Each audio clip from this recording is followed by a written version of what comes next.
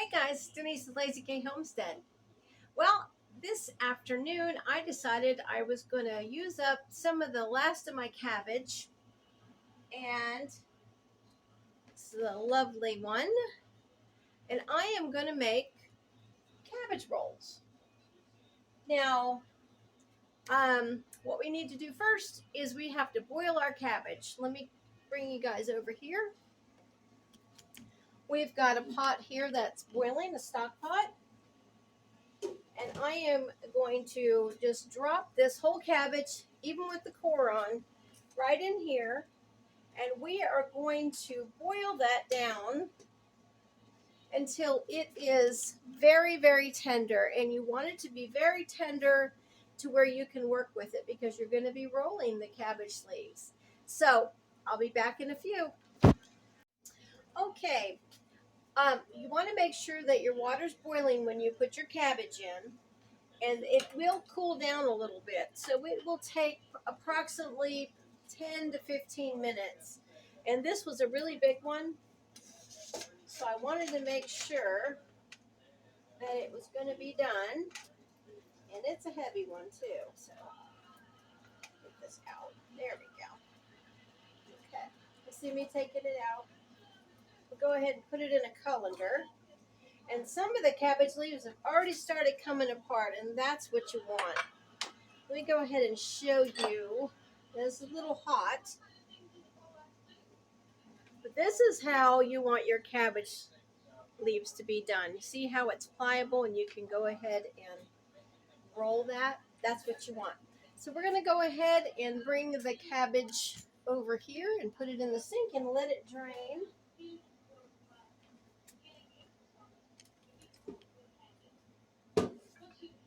And in the meantime, we're going to go ahead and make our sauce. I'm going to use a 9x13 pan to bake them in because I am anticipating quite a few. Okay, I'm going to go ahead and put that water back on there. And we're going to start with our sauce. And what we're going to do is we are going to go ahead and put a little bit of oil in our pan. Skillet. It's going to have to be kind of a big skillet. Let me show you what I've got here. There you go. And we're going to warm that up. And we are going to fry, or saute rather, 1/2 of an onion. I've got a whole onion here chopped, finely chopped. But I'm going to go ahead and put half of that in there because we're going to use half for the other part of this recipe. And I'm going to turn that up just a little bit. Let's see. Just going to stir that around in that oil. And we are going to bring it to a saute. Now let me tell you what the ingredients are while we're waiting for this to saute. We've got the half of onion. We've got 2 garlic cloves minced. We've got tomato juice. You can use tomato sauce. And then I've got some crushed tomatoes. And you can use diced tomatoes if you're buying it from the store. That's what I have here. I haven't made these in a long time, guys, so we're on the journey together here. So we're just going to saute that for about 2 minutes. We're going to add our garlic. Let me get that garlic ready. I've got everything over here on my cutting board ready to go. And I've got this pretty well chopped fine as well. I'm going to go ahead and put that in there with my onion and just let that saute. Now you don't want this to be real high when you put your garlic in there because garlic is notorious for scorching or burning, and then it tastes bitter and it will make your whole dish bitter. So we're going to go ahead and saute that.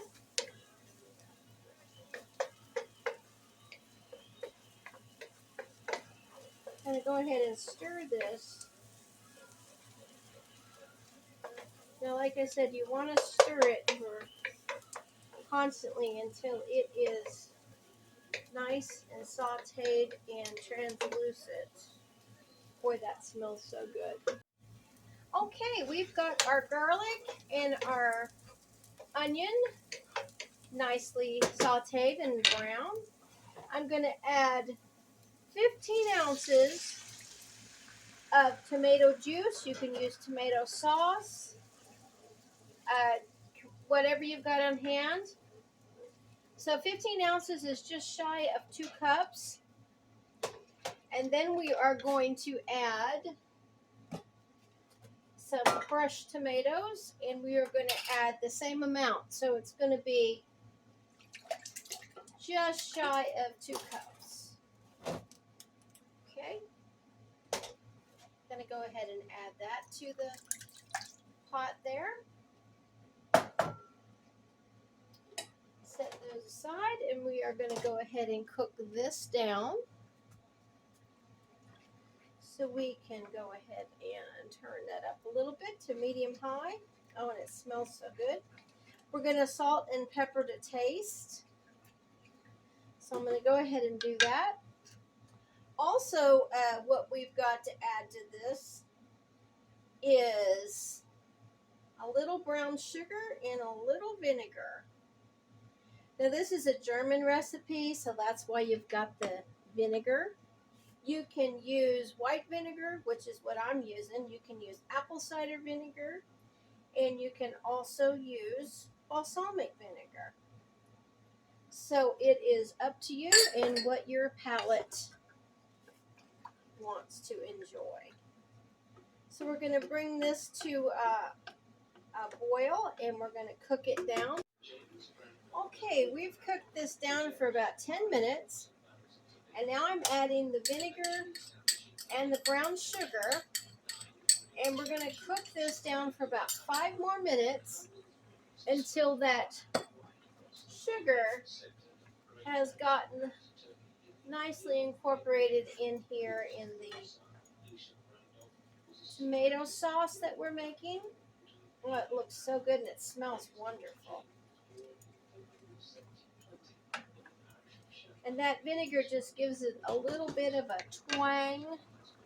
I'll go ahead and turn it down a little bit and just take a little sip just to see if I need to add any salt or pepper. Oh, I think that's perfect. Okay. Okay. That looks pretty good. I don't feel any of the sugar. And I'm going to go ahead and pour this into this bowl right here.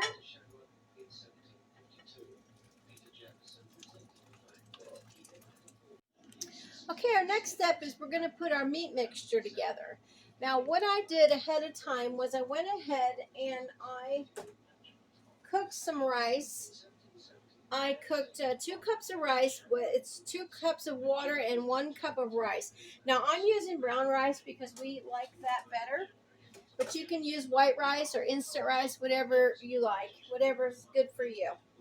And we are going to put 2 pounds of ground beef in our bowl. Now, you can use ground pork. You can use sausage. You can use half pork, half sausage, half pork, half ground beef, whatever you want to do. And I'm just going to kind of mix that up a little bit there. And we are going to add all of our ingredients that we've got left, which is half of a chopped onion. Now I've got it pretty well finely chopped. We are going to add 2 chopped cloves of garlic. So it took 4 altogether, 2 in the sauce and 2 in this meat mixture. And we are going to go ahead and measure out 1 cup of rice. And like I said, I've got it cooked already. Brown rice takes a lot longer than white rice, and of course a lot longer than minute rice. So I did cook it, and I'll save that for another recipe. Okay, we're just going to go ahead and put that in here. Yum. And of course we have salt and pepper to taste. And so for me, that's a few shakes. You can always add salt and pepper when you get ready to eat it. Okay, and we are going to add some paprika, and that's going to be a half a teaspoon of paprika. This is going to be so tasty. And a whole tablespoon of parsley, dried parsley. And I am adding some of my bell pepper powder that I made the other day. If you guys haven't seen that video, I hope you'll watch it. And I'm going to add a teaspoon of that.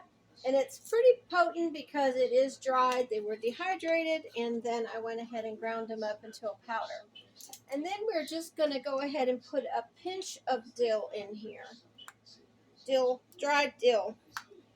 Now, I just love dill. It's really I think, an overlooked spice, but I use it in a lot of my things that I make. I use it in my potato salad, as well as sweet, because I just think it's really something yummy, and it gives a little dimension. And I'm going to put one whole egg in there. Not quite a ladle full. Okay, I've got my cabbage head out here, and what I'm doing is I am coring it, and I am just taking a paring knife and going in the middle here, and I've got most of my core already out, and the core is what holds all those leaves together. This is a core, and you want that out. Okay, so I think I've got it out pretty well. And I'm going to go ahead and just start opening this cabbage up and taking these wonderful leaves out. And you can see them. Nice, beautiful leaves. I've got some here that fell off already. You want to try to keep them as whole as possible. Now, there might be some that you need to cut, but we'll come to that in a minute. Okay, in the meantime, we are going to come back to our sauce that we made, and we are going to go ahead and ladle just a thin layer of the sauce, and that was just one ladleful right there, right on the bottom. And when we roll our meat into our cabbage, we are going to nestle the cabbage rolls right in this wonderful sauce, and it really smells good. I went ahead and preheated my oven on 350. Okay, so let's get started. Like I said, it's been a while since I made these, so forgive me if I look like I am all thumbs. Okay, now this has a thick core here, but I think I might be able to work with it. Now, if you have some that are a little bit thicker and harder, you're going to want to cut that out. Okay, so let's go ahead and take a little bit of our meat. This is going to make 12 or more cabbage rolls. You want to kind of go ahead and just pinch it down like so. And we are going to roll it. Roll, roll, roll.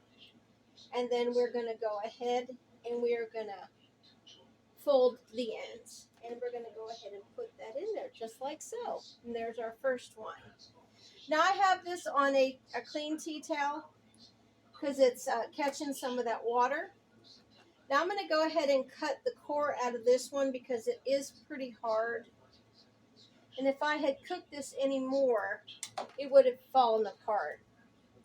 So the chickens will be happy to get that. That's for sure. All right, we're going to go ahead and take a little bit more.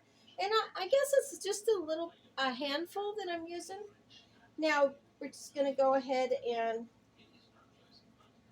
I'm making it so it goes kind of the length there. Okay, we're just going to roll it, and then we're going to fold it. Easy. Easy peasy. And you're kind of rolling it tight so it doesn't come apart when you're baking it. And I'm going to go ahead and cut this core out too. Well, core, it's really I don't know what you would call that, a vein or a rib. I guess it would be a rib, not a vein. Okay. Now, if you want to go ahead and roll this into kind of a log, you certainly can, if that's easier for you.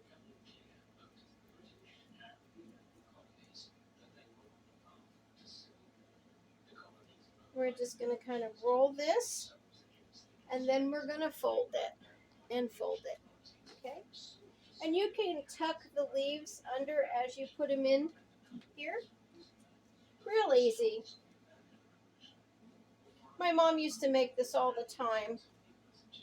I don't know if she makes it anymore, but I remember when she first made it, I thought this was just fantastic. She is German.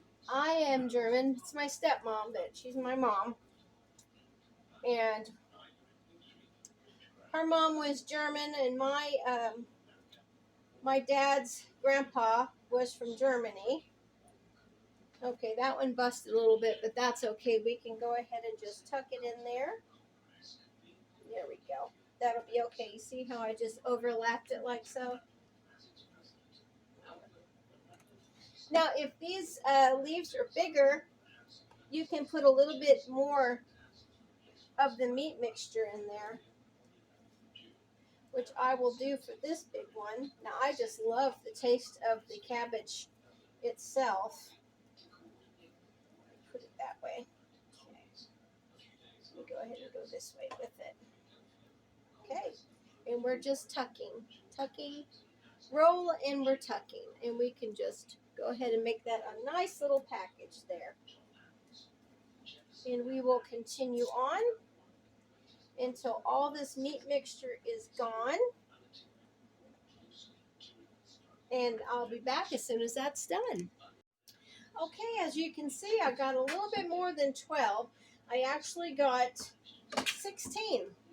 So I went ahead and used one of my little baking dishes. I put a little bit of the sauce on the bottom and went ahead and just made my rolled cabbage. And what we're going to do now is we are just going to go ahead and put this sauce that we made earlier on top of these wonderful, yummy cabbage rolls. Now I'm going to go ahead and cover this with foil. And basically what it's going to do is going to bake and steam at the same time. And we are going to put this in the oven for about an hour to an hour and 10 minutes. Okay. Going to put that foil on there nice and tight as you can get it.